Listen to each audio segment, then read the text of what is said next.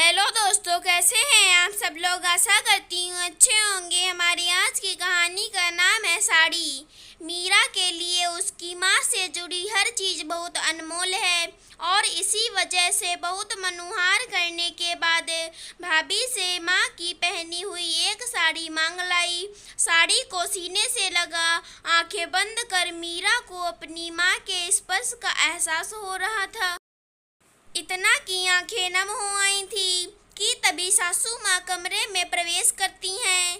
साड़ी देख बोली, मीरा बहू, मायके से तुम्हारे भाई भाभी ने क्या क्या दिया है, जरा मुझे भी तो दिखाओ।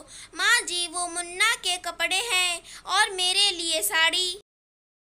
मीरा धीमे से बोल ही रही थी कि सासू माँ मुँह बनाते हुए बोली, ये वाली साड़ी तुम्हें तुम्हारे भाई भाभी ने दी है। अरे ये तो पुरानी लग रही और रंग भी कुछ खास नहीं, और यहाँ इस किनारे पर कुछ दाग भी लगा हुआ है।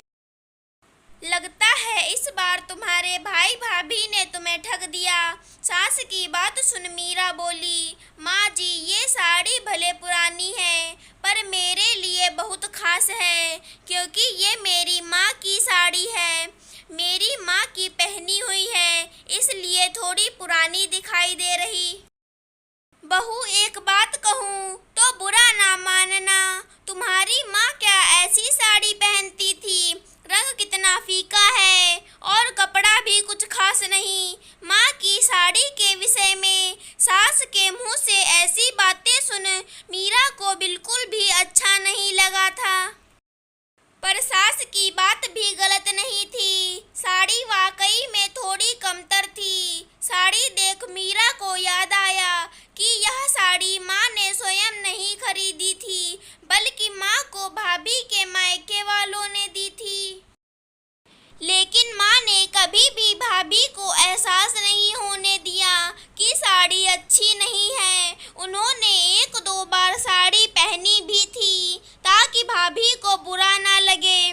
थोड़ी देर ख्यालों में गुम रहने के बाद मीरा सास से बोली, माँ जी, आपको याद है आपने अपनी बेटी की शादी में उसकी होने वाली सास को कैसी सस्ती और बेकार साड़ी दी थी? उस साड़ी को लेकर ननद रानी के ससुराल में कितना बखेड़ा भी खड़ा हुआ था और आपको दोबारा कीमती साड़ी खरीद कर देनी पड़ी थी।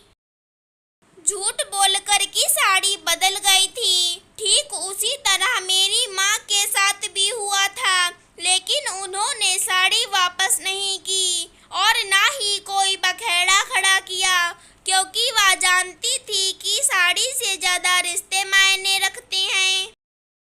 माँ जी, भले ही ये साड़ी माँ ने स्वयं नहीं खरीदी थी, लेकिन उन्होंने इसे पहनकर अपनी बहू के मन में अपने लिए जगह बनाई थी। इसलिए भी ये साड़ी बहुत खास है, क्योंकि यह मुझे हमेशा सीख देती रहेगी कि रिश्ते कीमती सामान से नहीं बल्कि दिल से बनाए जाते हैं। अगर हमारी आज की कहानी पसंद आई हो तो चैनल को सब्सक्राइब करें। धन्यवाद दोस्तों।